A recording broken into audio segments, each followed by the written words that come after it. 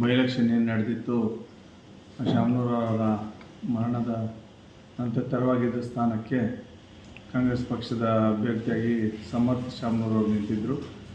ಆ ಹಿನ್ನೆಲೆಯಲ್ಲಿ ನಮ್ಮನ್ನು ಸಹ ದಾವಣಗೆರೆ ಚುನಾವಣೆ ಮಾಡೋದಕ್ಕೆ ವಾರ್ಡ್ ನಂಬರ್ 13ನ ಜವಾಬ್ದಾರಿನ ಕೊಟ್ಟು ಅಲ್ಲಿ ಕಾಂಗ್ರೆಸ್ ಪಕ್ಷದ ಪರವಾಗಿ ಮತಯಾಚನೆ ಮಾಡೋಂಥದ್ದು ಮತ್ತು ಕಾಂಗ್ರೆಸ್ ಪಕ್ಷ ಲೀಡ್ ಬರೋ ನಿಟ್ಟಿನಲ್ಲಿ ಕೆಲಸ ಮಾಡೋದಕ್ಕೆ ನಮಗೆ ತಾಕೀತು ಮಾಡಿದರು. ಅದರಂತೆ ಶಿಡ್ಲಘಟ್ಟದಿಂದ ಅನೇಕ ಮುಖಂಡರು ನಾವು ಹೋಗಿ ಅಲ್ಲೇ ಉಳ್ಕೊಂಡು ಎಲ್ಲ ಪ್ರತಿ ಬೂತ್ನ ಬೀದಿಗಳಲ್ಲಿ ಓಡಾಡಿಕೊಂಡು ಎಲ್ಲ ಮತದಾರನ ಮನವೊಲಿಸುವಂಥ ಕೆಲಸ ಮಾಡಿದ್ವಿ. ಚುನಾವಣೆ ಫಲಿತಾಂಶವೂ ಸಹ ಬಂದಿದೆ. ನಮಗೆ ಈಗಾಗಲೇ ಅಲ್ಲಿ ಸುಮಾರು 700ಕ್ಕೂ ಹೆಚ್ಚು ಮತಗಳ ಲೀಡು ಸಹ ಬಂದಿರೋದ್ರಿಂದ ನಮಗೂ ಸಹ ಸಂತೋಷ ಆಗಿದೆ. ಆ ನಿಟ್ಟಿನಲ್ಲಿ ಮಾನ್ಯ ಡಿ ಕೆ ಶಿವಕುಮಾರ್ ಸಾಹೇಬರು ಉಪಮುಖ್ಯಮಂತ್ರಿಗಳು ಅವ್ರನ್ನ ಭೇಟಿ ಮಾಡಿ ಅಲ್ಲಿನ ಸ್ಥಿತಿಗತಿಗಳ ಬಗ್ಗೆ ತಿಳಿಸುವಂಥದ್ದಾಯಿತು. ಮತ್ತು ಗೆಲುವಿಗೆ ಶ್ರಮಿಸಿದಂಥ ನಮ್ಮ ಮುಖಂಡರನ್ನ ಭೇಟಿ ಮಾಡಿಸೋಂಥದ್ದು ಮತ್ತು ಅವರಿಗೆ ಒಂದು ಜವಾಬ್ದಾರಿ ಕೊಟ್ಟಿದ್ದಕ್ಕೆ ಧನ್ಯವಾದ ಹೇಳೋಂಥ ನಿಟ್ಟಿನಲ್ಲಿ ಭೇಟಿ ಮಾಡಿದ್ವಿ. ಹಂಗಾಗಿ ಅವರು ಸಹ ಭಾಳ ಖುಷಿಪಟ್ಟು ಚೆನ್ನಾಗಿ ಕೆಲಸ ಮಾಡಿದ್ದೆ ನನಗೆ ಮಾಹಿತಿ ಇದೆ, ಒಳ್ಳೆಯದಾಗ್ತದೆ ಅಂಥೇಳಿ ನನಗೆ ಬೆಂತಟ್ಟಂಥ ಕೆಲಸ ಮಾಡಿದ್ರು. ಹಂಗಾಗಿ ನನ್ನಲ್ಲಿ ಮತದಾರ ಪ್ರಭುಗಳಿಗೆ ಮತ್ತು ನನಗೆ ಜವಾಬ್ದಾರಿ ಕೊಟ್ಟಂಥ ನನ್ನ ಡಿ ಕೆ ಶಿವಕುಮಾರ್ ಸಾಹೇಬರು ಮತ್ತು ಸಚಿವರಾದಂಥ ಎಂ ಸಿ ಸುಧಾಕರ್ ಅವರಿಗೆ ಧನ್ಯವಾದಗಳು ತಿಳಿಸ್ತೀನಿ.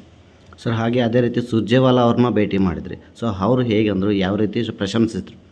ಖಂಡಿತ ಸುರ್ಜೇವಾಲಾ ಅವರು ಸಹ ದಿನನಿತ್ಯ ನಮ್ಮ ಕೆಲಸನ ನೋಡ್ತಾಯಿದ್ರು. ನಾವು ದಿನಾಲು ಸಂಜೆ ಭೇಟಿ ಮಾಡೋಂಥದ್ದು, ಅಲ್ಲಿನ ಸ್ಥಿತಿಗತಿಗಳ ಬಗ್ಗೆ ಅವ್ರಿಗೂ ಸಹ ಗಮನಕ್ಕೆ ತರ್ತಾಯಿದ್ವಿ. ಸಂಪೂರ್ಣವಾದ ಮಾಹಿತಿಯನ್ನು ಸಹ ಗ್ರೌಂಡಲ್ಲಿ ಯಾರೆಲ್ಲ ಕೆಲಸ ಮಾಡ್ತಾಯಿದ್ರು ಅಂತೇಳಿ ಕಲೆ ಹಾಕ್ತಾಯಿದ್ರು. ಆ ನಿಟ್ಟಿನಲ್ಲಿ ಫಲಪ್ರದವಾಗಿ ಕೆಲಸ ಮಾಡಿದಂಥ ಒಂದು ಕಾರ್ಯಕರ್ತರನ್ನ ಗುರ್ಸೋಂಥ ಕೆಲಸ ಆಗಿತ್ತು. ಆ ಗುರ್ಸೋಂಥ ಕಾರ್ಯಕರ್ತರಲ್ಲಿ ನಾವು ಸಹ ಒಬ್ಬರಾಗಿ ಅವರ ಗಮನಕ್ಕೆ ಬಿದ್ದಿರೋಂಥದ್ದು ಒಳ್ಳೆಯ ಬೆಳವಣಿಗೆ. ಹಂಗಾಗಿ ದಾವಣಗೆರೆ ಚುನಾವಣೆ ಗೆಲುವಿನ ನಂತರ ಇವತ್ತು ಮೊದಲ ಬಾರಿಗೆ ಅವ್ರನ್ನ ಭೇಟಿ ಮಾಡಿ ಅವ್ರಿಗೆ ಶುಭಾಶಯ ತಿಳಿಸಿ ಭಾಳಷ್ಟು ಹಗಲು ರಾತ್ರಿ ಅಲ್ಲಿದ್ದು ಅವರು ಶ್ರಮ ಪಡ್ತಾಯಿದ್ದನ್ನು ನಾವು ನೋಡ್ತಾಯಿದ್ವಿ. ಹಾಗಾಗಿ ಆ ಗೆಲುವಿಗೆ ರಾಜ್ಯದ ಉಸ್ತುವಾರಿಗಳು ಅವರ ಶ್ರಮನ ಇರೋದರಿಂದ ಅವರಿಗೆ ಈ ಸಂದರ್ಭದಲ್ಲಿ ಧನ್ಯವಾದವನ್ನು ಸಹ ಹೇಳೋಕ್ಕೆ ನಾನು ಬಯಸ್ತಿ ನಾನಿವತ್ತು ಅವರಿಗೆ ಶುಭಾಶಯನೂ ಸಹ ಹೇಳಿ ಈಗ ಮುಂದಿನ ಚುನಾವಣೆ ಏನು ಗ್ರೇಟರ್ ಬೆಂಗಳೂರು ಚುನಾವಣೆ ಏನಿದೆ, ಆ ಚುನಾವಣೆ ಹಿನ್ನೆಲೆಯಲ್ಲಿ ನೀವುಗಳು ಸ್ವಲ್ಪ ಸಕ್ರಿಯವಾಗಿ ಪಾಲ್ಗೊಂಡು ಪಕ್ಷದ ಅಭ್ಯರ್ಥಿಗಳಿಗೆ ಗೆಲ್ಲಿಸೋಂಥ ನಿಟ್ಟಿನಲ್ಲಿ ನಿಮಗೆ ಜವಾಬ್ದಾರಿ ಕೊಡ್ತೀವಿ. ಅದನ್ನು ನೀವು ಜವಾಬ್ದಾರಿ ತಗೊಂಡು ಕೆಲಸ ಮಾಡಬೇಕು ಅಂತೇಳಿ ತಾಕೀತು ಮಾಡಿರ್ತಾರೆ. ಹಾಗಾಗಿ ನಾನು ಸಹ ಅದನ್ನು ಆಯಿತು ಸರ್, ಖಂಡಿತ ಮಾಡ್ತೀವಿ, ತಾವು ಜವಾಬ್ದಾರಿ ವಹಿಸಿ ತಾವು ಏನು ಜವಾಬ್ದಾರಿ ಕೊಡ್ತಾರೆ ಪಕ್ಷದ ಕೆಲಸ ನಾನು ಪ್ರಾಮಾಣಿಕವಾಗಿ ಮಾಡ್ತೀನಿ ಅಂತೇಳಿ ಅವ್ರಿಗೆ ಮಾತನ್ನು ಸಹ ಕೊಟ್ಟಿರ್ತೀನಿ. ಹಾಗಾಗಿ ಒಂದು ಒಳ್ಳೆಯ ಬೆಳವಣಿಗೆ.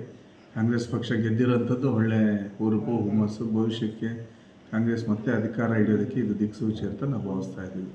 ಸರ್, ಈಗ ತಮಿಳುನಾಡು CM ಆಗಿ ವಿಜಯ್ ಅವರು ಅಧಿಕಾರ ವಹಿಸ್ಕೊಂಡರು. ಸೊ ಅದ್ರ ಬಗ್ಗೆ ಹೇಳೋದಾದರೆ ಸರ್? ಭಾಳ ಸಂತೋಷದ ವಿಚಾರ.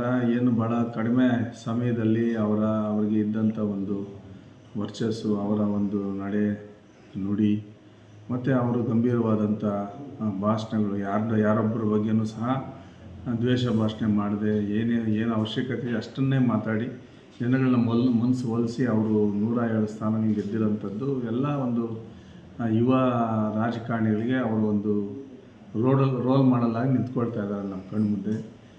ಹಂಗಾಗಿ ವಿಜಯ್ ಅವರು ಇವತ್ತು ಪ್ರಮಾಣ ವಚನ ಸ್ವೀಕಾರ ಮಾಡಿ CM ಆಗ್ತಾರಂಥದ್ದು ಎಲ್ಲರಿಗೂ ಸಹ ಒಳ್ಳೆಯ ಸಂದೇಶ. ತಮಿಳುನಾಡಿಗೆ ಜನತೆಗೆ ಒಳ್ಳೇದು ಮಾಡಲಿ ಅವರ ಒಂದು ಕಾರ್ಯವೈಖರಿಯೂ ಸಹ ನಾವೀಗ ನೋಡೋಂಥದ್ದಾಗ್ತದೆ. ವಿಶೇಷವಾಗಿ ರಾಹುಲ್ ಗಾಂಧಿಯವರು ಚುನಾವಣೆ ಫಲಿತಾಂಶ ಬರೋಂಥ ಸಂದರ್ಭಗಳಲ್ಲೇ TVK ಪಕ್ಷಕ್ಕೆ ತಮ್ಮ ಬೆಂಬಲ, ಕಾಂಗ್ರೆಸ್ ಪಕ್ಷದ ಬೆಂಬಲ ಅಂತ ಸೂಚಿಸಿ ವಿಜಯ್ ಅವರಿಗೆ ಧೈರ್ಯ ತುಂಬಿದ್ದಂಥದ್ದು ಒಳ್ಳೆಯ ಬೆಳವಣಿಗೆ. ಯುವಕರಿಗೆ ಬೆನ್ನೆಲುಬಾಗಿ ರಾಹುಲ್ ಗಾಂಧಿಯವರು ನಿಂತಿರೋಂಥದ್ದು ನಮ್ಮೆಲ್ಲರ ಹೆಮ್ಮೆ. ಹಾಗಾಗಿ ಭವಿಷ್ಯದಲ್ಲಿ TVK ಮತ್ತು ಕಾಂಗ್ರೆಸ್ ಪಕ್ಷ ಸದೃಢವಾಗಿ ತಮಿಳುನಾಡಿನಲ್ಲಿ ಬೆಳೆಯುವಂಥ ಕೆಲಸ ಮುಂದಿನ ದಿನಗಳಲ್ಲಿ ಆಗ್ತದೆ. ಅದಕ್ಕೆ ಶುಭ ಸೂಚನೆ ಇದು ಅಂತೇಳಿ ನಾನು ಭಾವಿಸ್ತೀನಿ.